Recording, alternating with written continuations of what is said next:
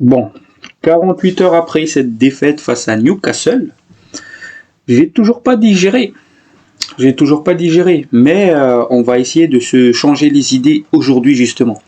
L'équipe, bienvenue sur Legacy United. Donc dans cette vidéo, comme je l'ai dit tout à l'heure, on va se changer les idées.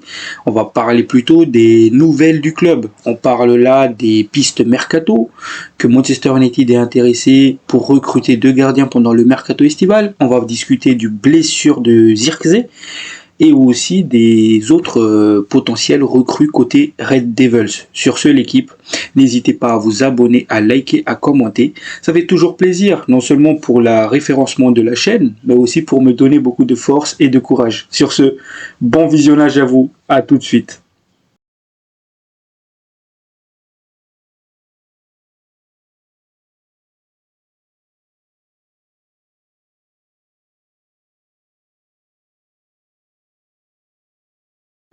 La famille, bonjour à vous, j'espère que tout va bien pour vous. Donc, comme je l'ai dit en intro, 48 heures après, j'arrive toujours pas à digérer cette défaite. C'est pas cette défaite en soi qui me gêne, c'était ce que les joueurs ont proposé sur le terrain. Cette manque d'envie. C'est ça qui me dégoûte.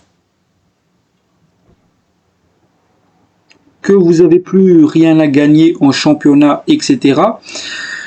Il faut toujours donner le meilleur de vous-même. Parce que si on était parti faire un bon match face à Newcastle, on emmagasine de la confiance pour affronter Lyon. Là, il y a plein de choses qui choisissent. Oui, Manchester United, le board est en train de préparer un niveau tifo, un nouveau tifo pour remotiver l'équipe face à Lyon. Ça va changer quoi? Avec ces joueurs-là, ça va changer quoi? L'excuse qu'on nous sort, par exemple Ruben Amorim, oui, mais la motivation n'est plus le même parce qu'il n'y a plus rien à gagner via le championnat par rapport à l'Europa League. Et si là, il y a élimination en Europa League, qu'est-ce qui se passe? Ça sera quoi l'excuse? Évidemment, je ne pointe pas du doigt Ruben Amorim. Parce que c'est pas Ruben Amorim qui est sur le terrain. Il y a des choses qui est travaillées à l'entraînement. Et on voit que l'équipe progresse, notamment avant cette trêve. On a vu l'équipe progresser. Ça veut juste dire que Ruben Amorim a inséré, inculqué ses idées à ses joueurs. Mais à chaque trêve, on va oublier comment jouer. À chaque fois, ça va être pareil. Au bout d'un moment, il faut que ces joueurs-là se remettent en question. Manque de motivation, etc. C'est quoi ces excuses? Il faut que vous assumez de porter le maillot de Manchester. Il faut que vous l'assumez. Il faut que vous mouillez ce maillot-là. Il faut que vous vous donnez. Et notamment, et aussi, je vais y revenir, il y avait des choix qui ne m'ont pas plu, des choix de Ruben Amorim. Qu'est-ce que j'entends par là? Par exemple, la titularisation de Newcastle face à une équipe comme qu'est-ce que je raconte? La titularisation de justement Eriksen face à une équipe comme Newcastle. Dans l'entrejeu. Eriksen n'a plus les jambes. Je peux comprendre le fait que Ruben Amorim avait besoin de faire une rotation. Mais quant à faire une rotation, autant y aller jusqu'au bout. Pourquoi j'ai toujours vu Bruno Fernandes sur le terrain pour être titulaire? Pourquoi j'ai vu Diogo Dalot être titulaire sur le terrain? Autant tout remplacer. Mettre des jeunes. Si c'est au final pour perdre un match. Et là, on va avoir des joueurs qui sont à 100% frais pour le match qui va venir face à Lyon. Mais le choix de mettre Eriksen, à quoi on s'attendait? À quoi il s'attendait Ruben Amorim? À côté, c'était Tonali, Guilmares et Joelinton. Des milieux de terrain qui mettaient beaucoup de rythme, beaucoup de duels. C'est pas avec un Eriksen que tu vas faire quelque chose. Et justement, ce carton jaune de Ugarte, ça n'a pas aidé l'équipe. Ça n'a pas aidé l'équipe. Parce que du coup, un Ugarte va jouer en frein à main. Et ça, c'était à cause de Diogo Dalot qui a perdu la balle bêtement dans cette zone-là. Donc voilà, il y a ces points-là c'est ces points-là qui m'énervent en fait. Donc voilà, avant de commencer cette vidéo sur les news, j'ai sélectionné 2 commentaires. La première, ça vient de Morwed, où il nous parle, franchement, Newcastle est au-dessus de ce que je reproche aussi à Amorim. Le fait de titulariser Eriksen comme au match aller, tout en sachant qu'il y a une intensité extrême avec le trio de Newcastle. Parfois, les coachs ne font pas vraiment une analyse tactique et c'est désolant. Et je suis tout à fait d'accord avec cela. Tout à fait d'accord avec cela. C'est Eriksen dans ce genre de match-là. En fait, si on veut titulariser Eriksen, ce sera face à une petite équipe où c'est quasiment certain qu'on va avoir la possession du ballon. Face à une équipe où on est certain de remporter les seconds ballons, les duels. Parce que ce qu'on a vu dans ce match-là, au final, c'est que même le pressing n'était pas bon. Il y a un semblant de pressing. Comme je l'ai dit dans ma débrief, par exemple, Trippier ou Trippier, je ne sais plus comment il s'appelle, quand il avait la balle dans sa zone du terrain, il y a Garnacho qui va dessus et Eriksen. Donc prise à 2. Mais ce qui est bizarre dans ça, c'est que Trippier, il arrive à s'en sortir de cette pressing. Pourquoi? Parce que les joueurs ne vont pas à fond. Donc, comme je l'ai dit aussi tout à l'heure, ce match-là, pourquoi je tiens un peu aussi Ruben Amorim en tant que fautif dans ses choix? Parce que dans ce match-là, s'il voulait faire de la rotation, c'était pas Eriksen qu'il fallait mettre. Sékou Koné, il était là. Il fallait mettre Sékou Koné. On a des jeunes dans l'académie. Comme ça, on pouvait reposer même un Bruno Fernandes, même un Diogo Dalot. Donc voilà, c'est mon avis là-dessus aussi. Et je suis tout à fait d'accord avec ce qu'il vient de nous dire Morwed. Donc on enchaîne avec le deuxième commentaire qui vient de Paul Boy.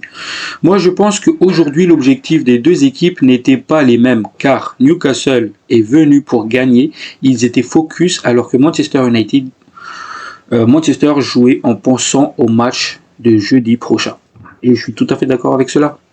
Sachant que quand j'entends, oui, on prend match par match, c'est les commentaires, enfin, c'est les interviews que j'entends, que ce soit de Ruben Amorim. Non, j'alignerai le meilleur X possible, le meilleur 11 possible face à Newcastle.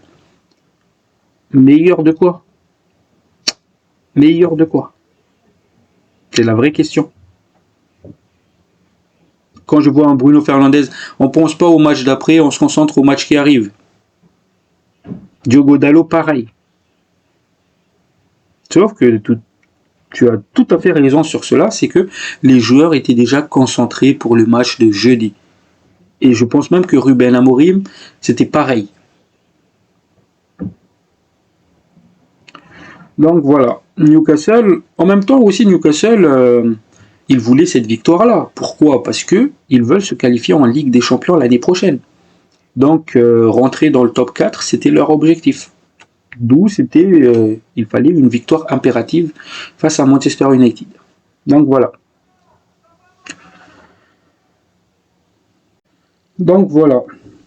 Ça, c'est la petite parenthèse sur ce match-là. Maintenant, il y a beaucoup de news qui est apparu au club, notamment sur le poste de gardien de but. Donc, on nous apprend André Onana veut rester à Manchester United cet été. Il ne veut pas partir. Malgré les intérêts des clubs de l'Arabie Pro League, sachant que le joueur il est estimé à peu près 25 millions de livres, il y a des intérêts des clubs de l'Arabie Saoudite. Mais malgré tout, Onana veut rester. On apprend aussi que Onana a changé d'agent. Et que ça dit que s'il a changé d'agent de 1, c'est dû aux baisses du salaire de tous les joueurs de 25% en cas de non-qualification en Ligue des Champions. On nous apprend que Onana, il n'est pas content de cette décision-là. Et que s'il a changé d'agent, justement, c'est pour négocier avec le club. pour garder son salaire. Eh mais vous vous imaginez de cette M. Il veut garder son salaire en cas de non-qualification en Ligue des Champions. Évidemment, ils ajoutent que Onana est plutôt confiant pour que United joue la Ligue des Champions. Mais comment tu peux être confiant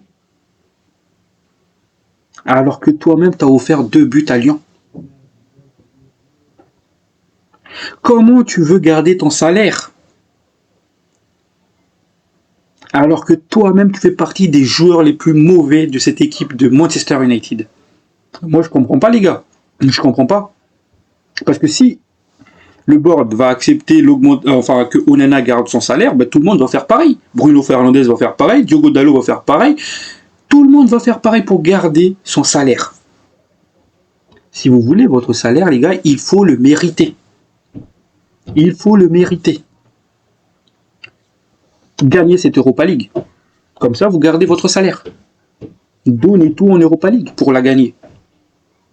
Mais je ne veux pas entendre que oui, j'ai changé d'agent parce que je veux garder mon salaire. Quelle blague. MDR, quoi. Il faut arrêter de se foutre de notre gueule un peu, quoi. C'est pas possible. Donc voilà, il veut rester. Pour moi, j'ai déjà donné mon avis. Pour moi, Onana, il dégage cet été. Et d'ailleurs, je pense que Manchester United est plutôt aussi dans ce sens-là. Parce qu'il y a des rumeurs comme quoi United vise 2 gardiens cet été. Ça veut dire quoi? Ça veut tout dire. Ça veut dire que Onana va partir et Bayindir va partir. Malgré que le départ de Tom Heaton qui est déjà confirmé.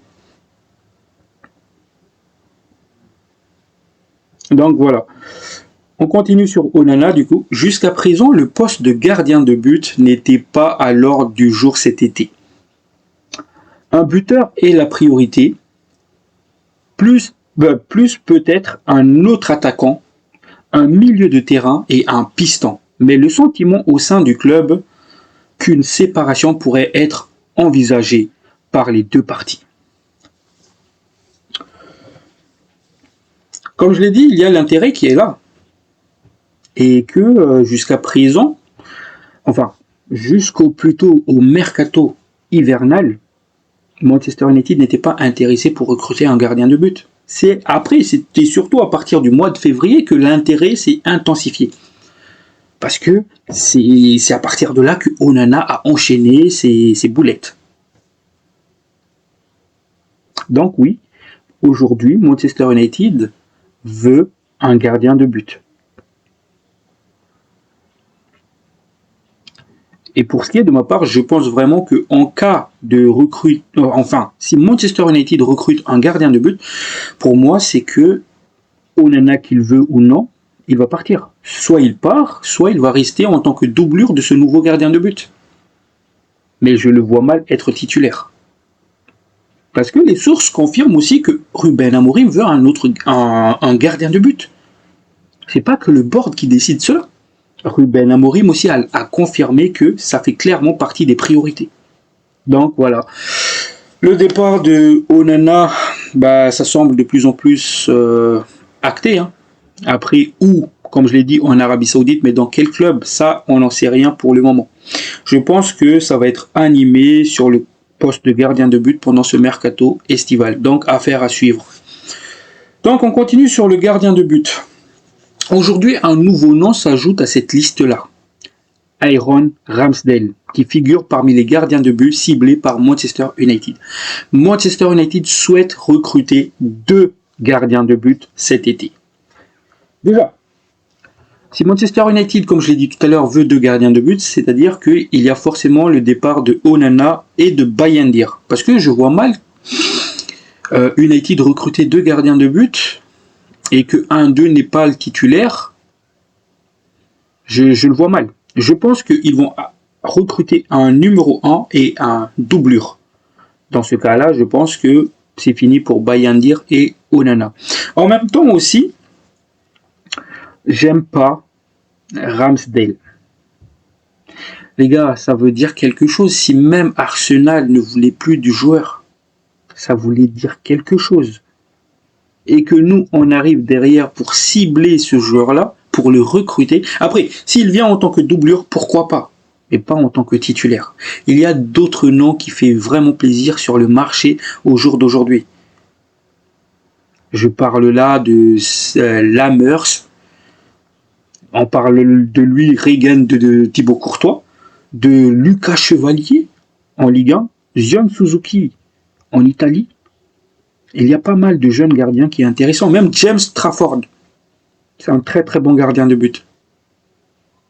Pour moi, ces joueurs-là, ces gardiens-là, passent avant Ramsdale. Parce que ça veut dire quelque chose si Arsenal ne voulait pas garder ce joueur-là. Ça veut forcément dire quelque chose. Donc voilà, c'est mon avis là-dessus. Donc il ne faut pas commettre les erreurs que d'autres clubs ont commis.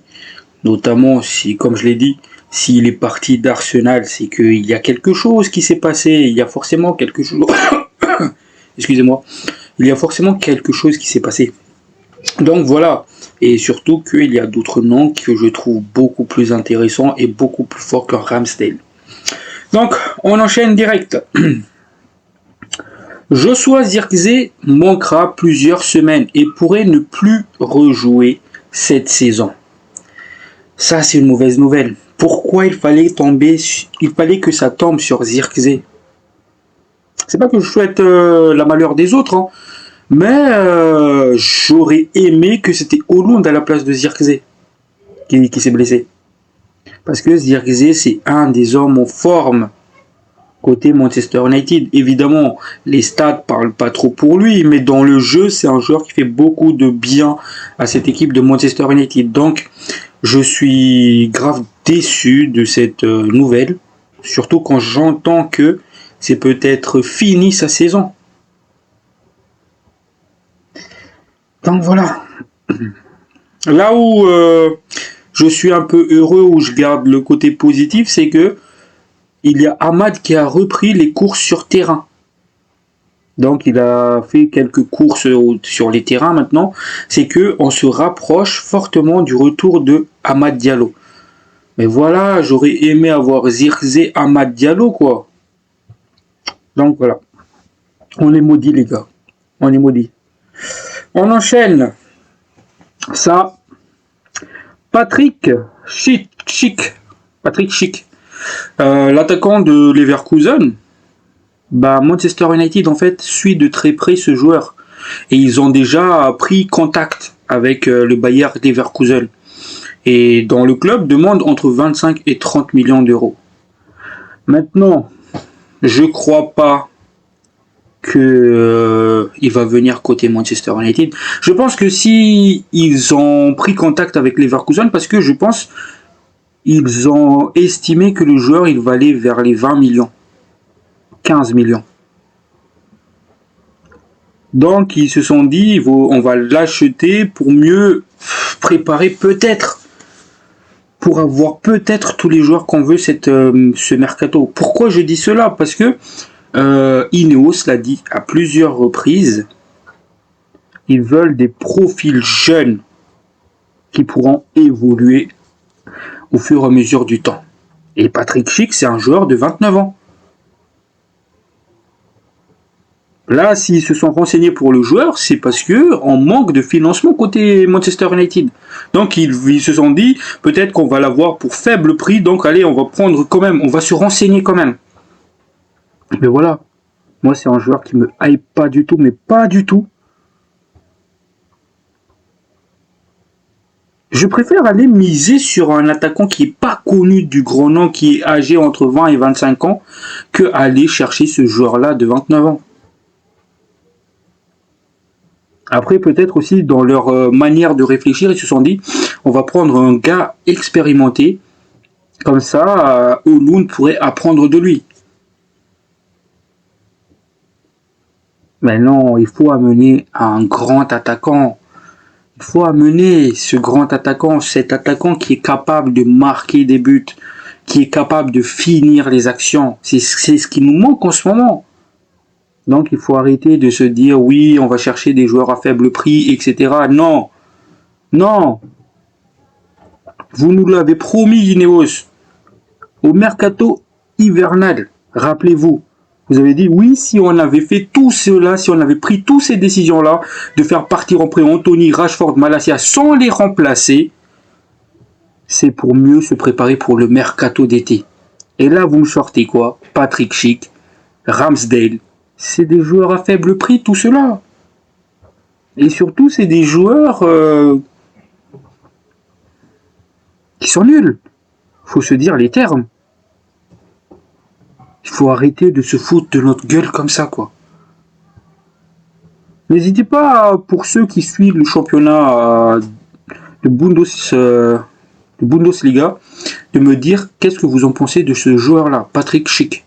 Moi, pour ce qui est de ma part, c'est un joueur que je connais pas. Côté Leverkusen, c'est Boniface le titulaire, c'est pas Patrick Schick. On veut un grand attaquant, on va chercher le remplaçant dans Boniface, quoi. Sérieusement. Ineos, ils sont en train de m'énerver. Parce que les noms qui sortent cette semaine, franchement. On enchaîne. Ruben Amorim apprécie beaucoup Antoine Semenyo. D'ailleurs, j'en ai déjà parlé dans mes vidéos, etc. Mais Bournemouth le vendrait pour un prix supérieur au montant reçu pour Dominique Solanke, à savoir 65 millions de livres, à peu près 70 millions d'euros. Pour Semenyo. À ce prix-là, les gars, autant aller chercher Osimhen, autant aller chercher Gyökeres. Parce que c'est le prix de ces deux gars. D'où Antoine Semenyo vaut 70 millions d'euros. D'où? Dans quel monde? Et là, c'est pas n'importe qui nous le confirme. C'est David Ornstein. David Ornstein, c'est quand même le référence côté Angleterre. Il dit pas des conneries. Donc voilà, encore une fois. C'est un joueur que j'aime bien, hein, Semenyo, mais pour le prix.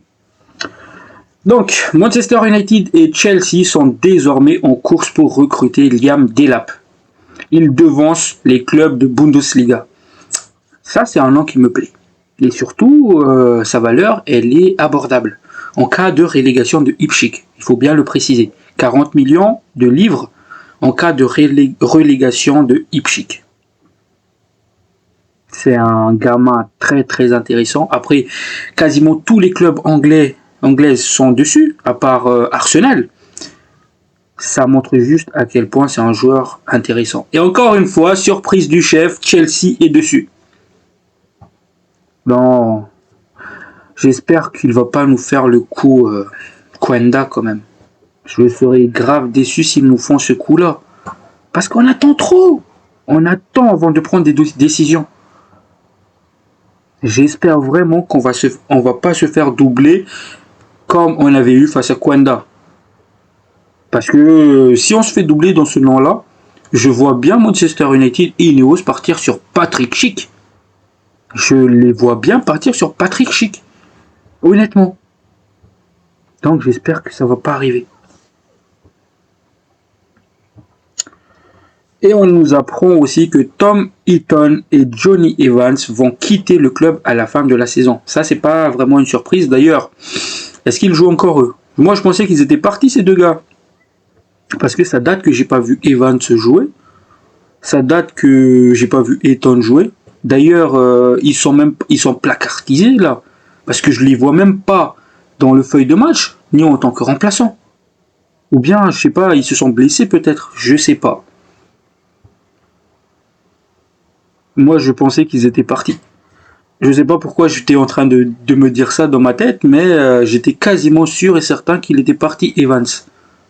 Tom Heaton, je savais qu'il était encore là. Mais vu qu'il est 3e dans la hiérarchie, voilà. Mais Evans, voilà. Et pour finir dans ces rumeurs, pour rejoindre l'équipe pro, justement, l'équipe première de Manchester United, pareil, j'en ai parlé à plusieurs reprises de Ryan Cherki. Mais maintenant, après que Manchester United a signalé Lyon de le maintenir informé par rapport aux situations de Ryan Cherki, Maintenant, Manchester United mène la course pour le recruter. Il coûterait environ 20 millions de livres sterling. Alors là, si on fait ce coup-là, parce que le joueur, il vaut pas 20 millions, les gars. C'est un gros crack, c'est un gros talent. Et il pourrait tellement soulager un Bruno Fernandes. C'est un joueur qui se blesse pas beaucoup, c'est un joueur technique bon dans les petits périmètres. Franchement, pour ce prix-là, c'est cadeau.